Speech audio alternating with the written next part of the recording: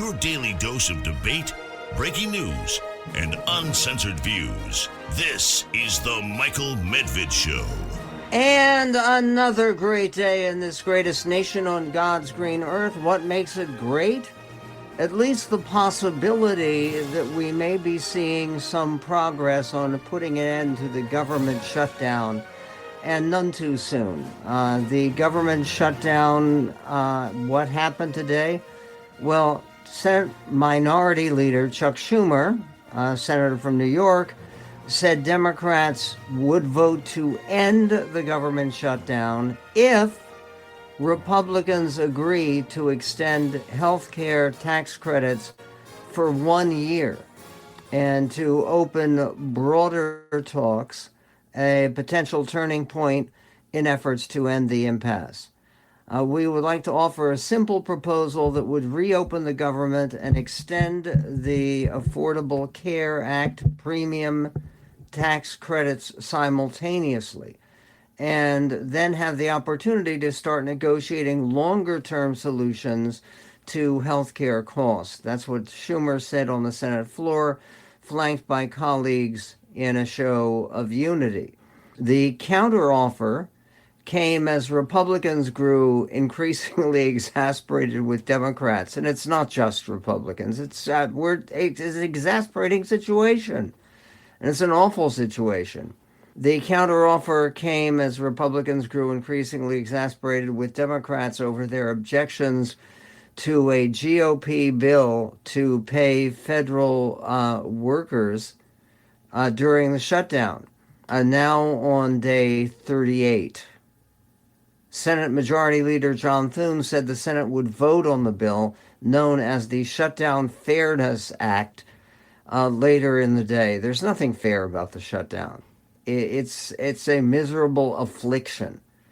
Later in the day, they're going to vote on the so-called Shutdown Fairness Act, and they would likely continue to work over the weekend. Thune said the timing of a 15th vote on the House-passed continuing resolution would be dependent on Democrats. That vote is seen as the key to unlocking longer-term appropriations bills and extending government funding.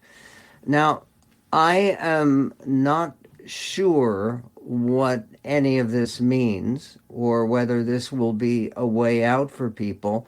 But if the Democrats are now asking to extend health care tax credits for 1 year and open broader talks, then that means that the continuing resolution would almost surely have to be extended from 1 month to perhaps 1 year, at least to put this question of facing this crisis again. And by the way, when you talk about the public, and yes, all of the people who are voting in Congress have to be concerned about the public. They all have electorates to deal with. And is there any indication at all that people would have an appetite for a temporary fix, and then a month from now, on November 21st, boom, you're back again because you have another potential shutdown? I do think people would like a longer solution, which it sounds like the Democrats may be pushing for at this point, and a solution for both the question of the supplemental tax credits for the Affordable Care Act and the funding of our government and our air traffic controllers and our military and everything else that the government does. No one, by the way, seems to be seeing that the way out of this is by ending the Senate filibuster, which is a very important institutional guard for the distinctiveness and effectiveness of the U.S. Senate. Speaking of the U.S. Senate, the U.S. Supreme Court today, now, is considering taking up a case that could challenge the legality of same-sex marriage across the country. Hours after ruling that Donald Trump's administration can block transgender and non-binary people from selecting passport sex markers that align with their current gender identity rather than their identity at birth, the justices are holding their first conference on the Davis v. Ermold case. While their deliberations are typically kept private, the court may announce whether it will take the case as early as Monday. My assumption is they won't take the case. What does the case involve?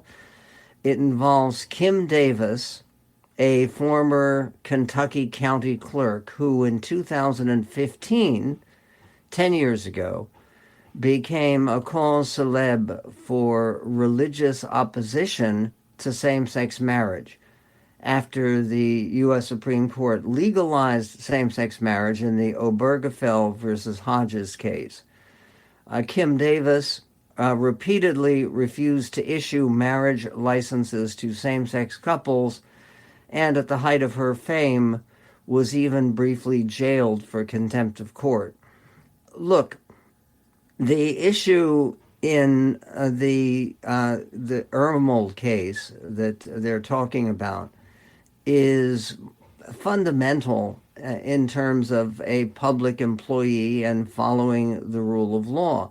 I think that the idea that the court, which has a different membership to it now than it did in 2015, back at the time of the Obergefell case, the idea that they would want a full reconsideration of that case goes against everything that John Roberts has professed to believe, which is that the Supreme Court shouldn't be deciding issues that it doesn't have to decide.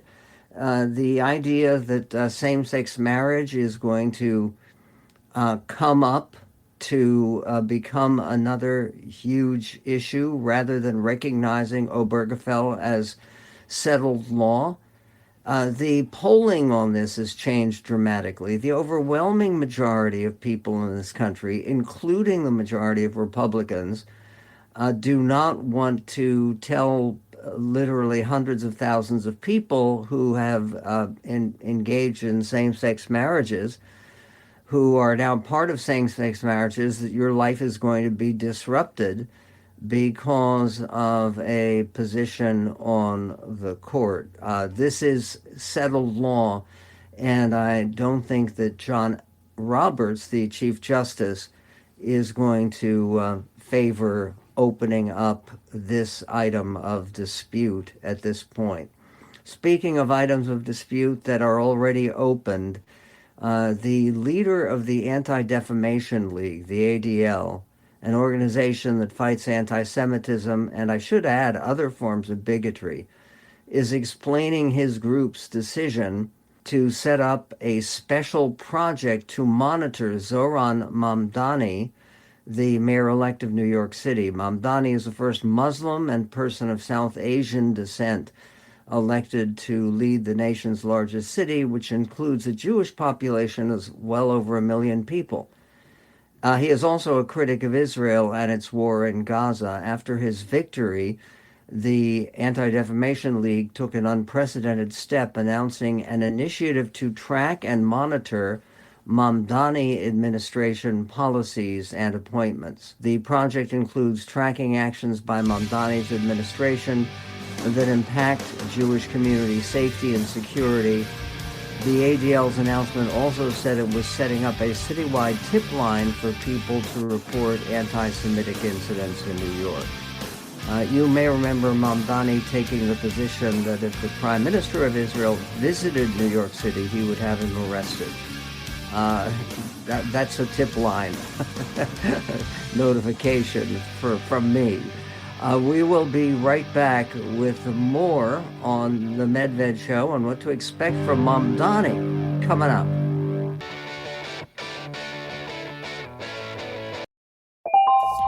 Why wait for Black Friday? Blink Friday starts now with up to 65% off Blink Smart Security. Check on your pets all season long with new Blink Mini 2K Plus plug-in cameras. See your gifts arrive in head-to-toe view with Blink Video Doorbell. Ready to use right out of the box. Just unwrap Blink and go. Pet setters to busy families. Blink Friday deals have your holidays covered. Tap the banner to save now.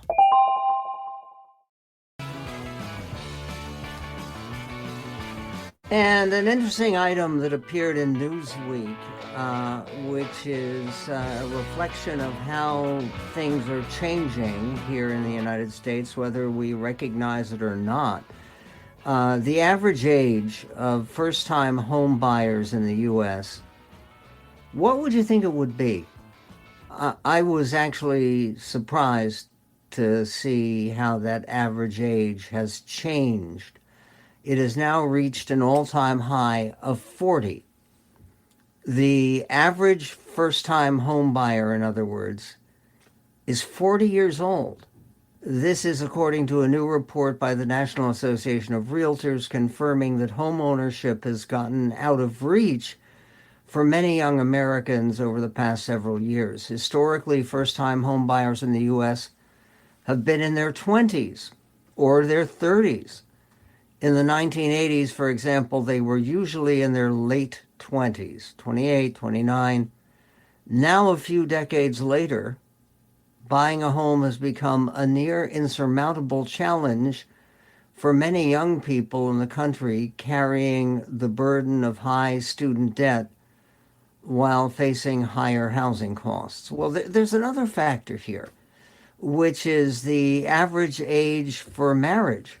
Okay, you want to say first marriage, you can say that. But the average age for marriage has also gone up dramatically. And the average age for bearing children has gone up dramatically. And part of it comes with this idea that the process of maturing takes longer. People spend longer in school, going to college often, or community college, and then getting more training before you have settled down, partnered with someone, or bought a home. But this actually does emphasize the growing gap between rich and poor, which was also a subject after the big Democratic victories on Tuesday. One of those Democrats who is listed as a dark horse presidential possibility, Representative Ro Khanna, the Democrat, very liberal Democrat from California, spoke about how the Democrats need to change their focus in order to preserve the gains that they made in the elections on Tuesday. This is clip 2, Ro Khanna, member of Congress. I call myself a pro-growth progressive. We need to realize 70% of Americans don't believe in the American dream. The institutions haven't worked. I don't think we can just run on a kind of moderate, centrist, vanilla platform. We need to run on a transformational platform because the goal, Casey, can't just be to win. It should be to build an enduring majority. And I do believe after this, we can have a new progressive era that actually tackles income inequality. But for 2026, what's important is that we have a big tent. The campaign Abigail Spanberger ran may not work in New York City, and the campaign Zohran Mamdani ran may not work in Virginia. And we need to recognize that we're going to have good candidates in different geographies tailored to their states and their districts. Okay, but he talks about a new progressive era that actually tackles income inequality. The idea that people have different levels of success in life needs to be tackled by government. And this is not the position that the big winners on, except for Zohran Mamdani, that the big winners for the Democrats seem to profess. Mikey Sherrill, the new governor of New Jersey, or Abigail Spanberger, the new governor of Virginia, are not people who believe in tax the rich, which was almost the entire theme that you heard from Zoram Mandami in his victory statement on Tuesday night. Peggy Noonan writes in the Wall Street Journal, in a day after interview in the New York Times, Mandami spoke about the size of his win. It is a mandate to deliver on the agenda that we ran on. The conversation turned to his plan to raise taxes on the wealthy. In the past, he had implied there might be other ways to raise funds for his programs, but not now. I think that our tax system is an example of the many ways in which working people have been betrayed. The Times headline said an emboldened Mamdani sheds conciliatory tone. A good guess, writes Peggy Noonan. He won't start out moderate, but he will be clever because he is. He'll focus first on city services such as garbage collection, knowing he can lose it all if he shows incompetence on the basics. He won't quickly impose the Democratic Socialists of America criminal justice agenda and allow crime to spike. He won't wear down popular and respected police commissioner Jessica Tisch right away. He'll wait. But as months go by, he'll be an inch-by-inch bulldozer.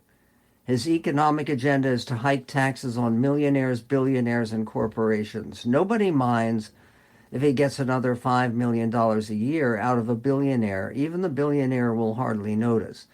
I wonder if the Mamdani administration is going to find out that billionaires and corporations have many legal ways to protect their wealth and profits, but high-salary millionaires, people who own a $1.4 million apartment and earn a joint $600,000 a year and have 2 kids in Catholic school, each with tuition, and are highly taxed federal, state, city, property, and sales taxes already, are going to get clobbered. I wonder if socialists care about these fine points or just want to raise taxes on the rich, any rich, and get the credit with their followers. I suspect the latter is true. I suspect they think, why should anyone have a $1 million apartment when the homeless sleep in the streets? The real question is, why should the homeless be allowed or even encouraged to sleep in the streets? There will be some interesting aspects of his rule. Mamdani didn't just win 1 million votes. He had 100,000 volunteers.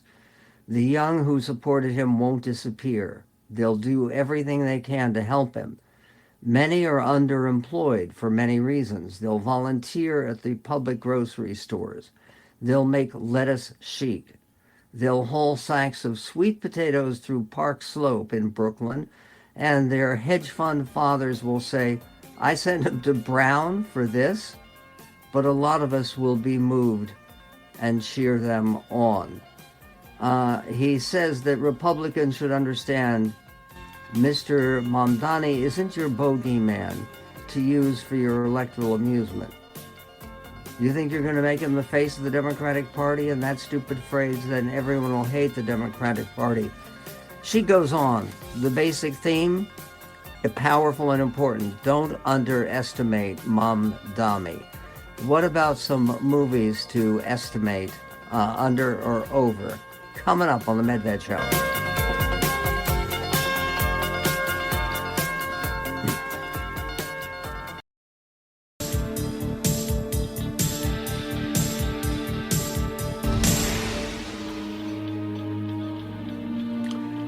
In the week just past, I know it seems like the Democrats have won just about everything. But we'll see what that brings in long term. And there was one prize that the Democrats did not dominate. I'm talking about the Fox Nation 2025 Patriot Awards. And if you haven't been following these prestigious awards, the Patriot Awards from Fox Nation for Patriot of the Year, one of them went to Melania Trump. And she gave her speech praising American ambition and innovators. This was the First Lady of the land after her installation as one of this year's Patriots of the Year. The truth is, the greater good is built by the few who dare to think differently. It's the designer who imagines beauty where others see data. It's the engineer who stays up all night refining an algorithm that reshapes an entire industry. Those who produce give. They create employment, tools, knowledge, and eventually cities. And from their creation, the common good rises, naturally, beautifully, inevitably. The accomplishments that led her to be considered one of the Patriots of the Year clearly have not included the mastery of the English language. I think that trying to understand the words from the First Lady, because the speech went on for a significant amount of time, but much more effective. And again, it sounds like I'm just paying attention to changes. Marjorie Taylor Greene gives a much better example in her reaction to the retirement of Nancy Pelosi. You may remember that the head of her party, Donald Trump, he responded to the retirement announcement by Nancy Pelosi by saying she's an evil woman. Marjorie Taylor Greene on CNN was far more generous and open-minded. This is the Congresswoman from Georgia, clip 19. I will praise Nancy Pelosi. She had an incredible career for her party. I served under her speakership in my first term of Congress, and I'm very impressed at her ability to get things done. I wish we could get things done for our party like Nancy Pelosi was able to deliver for her party. So I wish her well in her retirement, but I would like to see people exit Washington a lot sooner rather than wait until they're 80. Okay, that's fair enough, and particularly in a moment when the biggest celebrity of the crop of winners in the elections this last Tuesday is obviously Mamdani. And Zohran Mamdani is 34 years old. And Nancy Pelosi is 85 years old. And yes, it is impossible to look at her career in Congress and not give at least some acknowledgement of her durability and her service to her party, which you may disagree with on everything. But the notion that you respond to someone like that with bitterness and anger, what about honoring somebody at the moment of their passing? I think that whatever you want to say about Dick Cheney, he served his country in many capacities. He was an outstanding Secretary of Defense.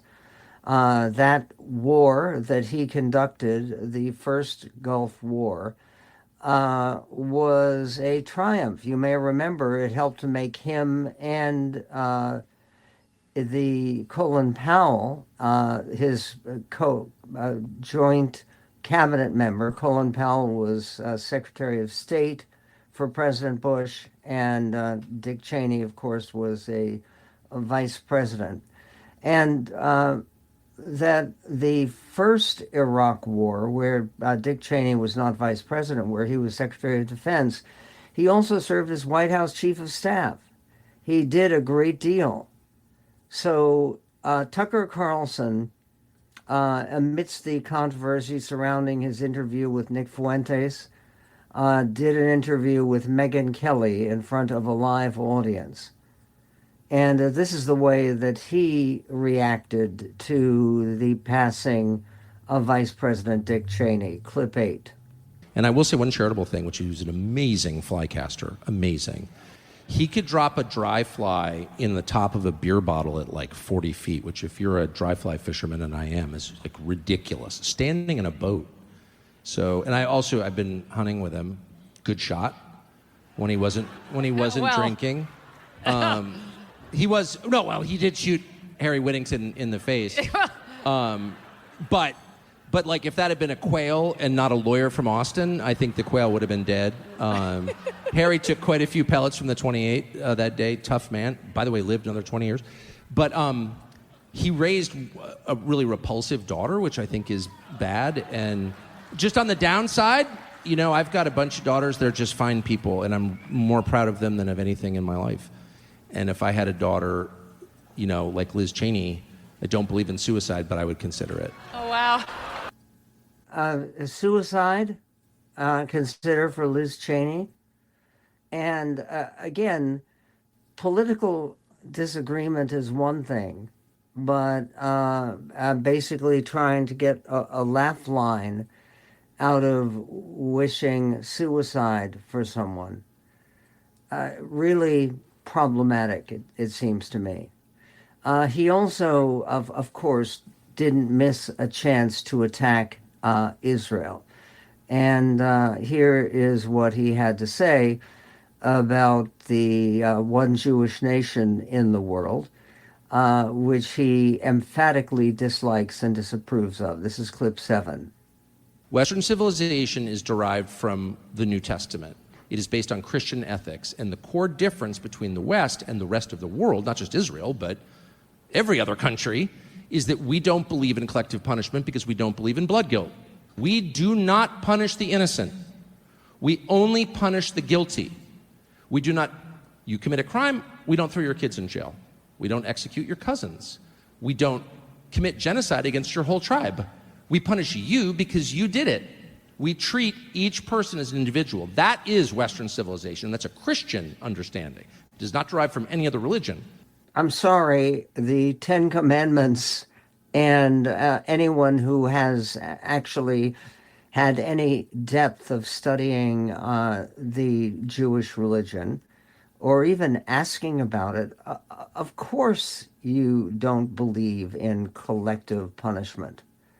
And the idea that you believe in collective punishment and genocide, if you're a Israeli or a supporter of Israel, outrageous. Speaking of outrageous, 3 very important films that are very controversial among critics already, Die, My Love, and Anniversary, and Nuremberg, which I'm sure Tucker Carlson won't like. All coming up on the Medved Show.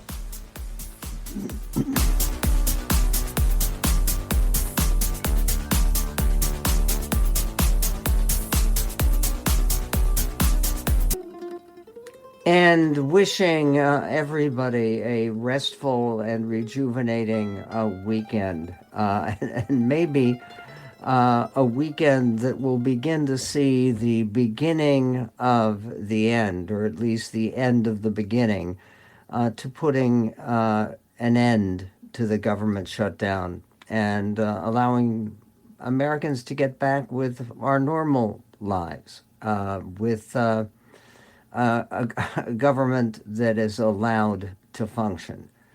Meanwhile, talking about the functions from Hollywood, there are 3 big movies to catch up with from Hollywood. The first one is been already enormously praised and probably will be an Oscar contender for Best Actress. It stars Jennifer Lawrence, and it's based upon a novel in French by an Argentine novelist, and that was originally discovered and recommended by Martin Scorsese as a basis for a film. And in the movie, Robert Pattinson from Twilight, you may remember him, is basically partnered with Jennifer Lawrence. and they both go out to take over a house from a family member, a house that is available because the uncle who occupied it in Montana committed suicide. Charming. Then what happens is they have a baby, and the main character, whose name is Grace, who is an aspiring writer, suffers from a terrible case of postpartum psychosis, not just depression, but psychosis. And some of her dialogue sounds like this. Cheryl mentioned that you're a writer. I don't do that anymore. Stuck for inspiration? I'm stuck between wanting to do something and not wanting to do anything at all. Is everything all right? Where's your book going, by the way? Main character is about to batter her husband to death with a hammer. Shut up. If you're having a hard time... I feel fine. The main character is very well acted, but she is very, very trying. She is suffering and makes the people around her suffer, including her mother-in-law, who's played by Sissy Spacek, who's excellent in the film, and another uncle that is played by Nick Nolte. So they're big names associated with this project, but the experience of going through it, it's very much rated R. There's a great deal of nudity and a great deal of cruelty and a great deal of masochism and self-wounding and the most destructive behavior imaginable. And the idea of preserving a relationship through all of this difficulty and ugliness, the baby remains the only deeply likable character on screen. It is rated R. Die, My Love shows phenomenal acting ability from most of its cast, but all in the service of industrial strength depression. 2 stars for the almost unendurable Die, My Love.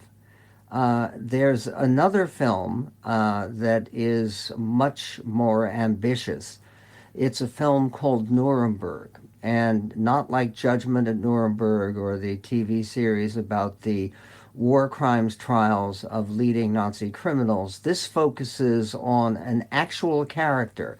You may think he's fictional, he's not. He's a real individual named Douglas Kelly, who was a lieutenant colonel in the Army, and a psychiatrist, a military psychiatrist. He was assigned to work with the 22 leading Nazi war criminals who were subject to the Nuremberg trials after the war, to find out their ability to stand trial, to testify, to participate in this process. And you have Russell Crowe, who is outstanding, playing Field Marshal Goering, Hermann Goering, the number 2 man behind Hitler and the Nazi regime. Some of the dialogue of the film, as the psychiatrist played by Rami Malek, the psychiatrist who once played Freddie Mercury, you may remember, won an Oscar for it, he gives another superb performance as the psychiatrist at the center of the story. Justice Jackson, they captured Hermann Goering alive. What are they going to do with it? The world needs to know what these men did. He was appointed Hitler's successor in 1939 and is the highest-ranking German military officer of all time. He's highly intelligent, charming, and a narcissist. I am going to escape the hangman's noose. Very sure of yourself. No man has ever beaten me. I'm going to put Hermann Goering on the stand, and I'm going to make him tell the world what he did. Are you going to defend yourself? What would you have me say? How about the truth for once? I am a prisoner because you won and we lost. Not because you're morally superior. I know more about this man than anyone else on the planet. You're walking into a trap. We make all men answerable to the law. Okay, that's Michael Shannon, who is outstanding, playing Robert Jackson, who was the Justice of the Supreme Court who helped to structure the Nuremberg trials. The film is riveting, it is unforgettable, and it is fascinating with the deep involvement between the psychiatrist and his patients who were standing trial for capital offenses for mass murder. There is a segment of the film where they use actual footage that was gathered from the concentration camps and the death camps that the Nazis ran. And by the way, it wasn't, and the film makes this very clear, it wasn't the existence of just a dozen camps spread across the landscape. There were 1,200 concentration camps that the Nazis set up, with unspeakable cruelty involved in all of them. The complexity of the relationship between Hermann Goering, played by Russell Crowe in probably an Oscar contender performance, again, the complexity of the relationship between these individuals and the American psychiatrist who wants to advance his own career is fascinating, and it is historically accurate. The film, from beginning to end, is completely absorbing and deeply moving and fascinating, with universally terrific performances. It's rated PG-13, though the content of Holocaust cruelty and excesses probably should make it R. It's rated PG-13, 4 stars for Nuremberg, surely one of the better films of 2025. That is not necessarily true of Anniversary, starring Diane Lane. The film, very briefly, is about a family celebrating their 25th anniversary, happy couple, but they run into a changed America, which seems to be politically taken from the excesses of MAGA. The performances throughout the film are capable, competent, but the film itself is never quite believable in terms of the difficulties that people go through in an America that has been taken over by a fascist regime, which a fascist regime that, of course, pretends to be patriotic and generous. The film is intensely depressing with some excesses of family-inflicted pain. Anniversary receives 2 stars despite capable acting and what could have been, perhaps, an excessive, a more fascinating basis for a plot. Coming up next week, the obviously beginning of the Mamdani regime. What will that mean to the United States? And will we see, and how will we see, the end of the government shutdown? Because it's coming sooner or later. And affordability, affordability, affordability. How do we achieve that goal on behalf of this greatest nation on God's green earth?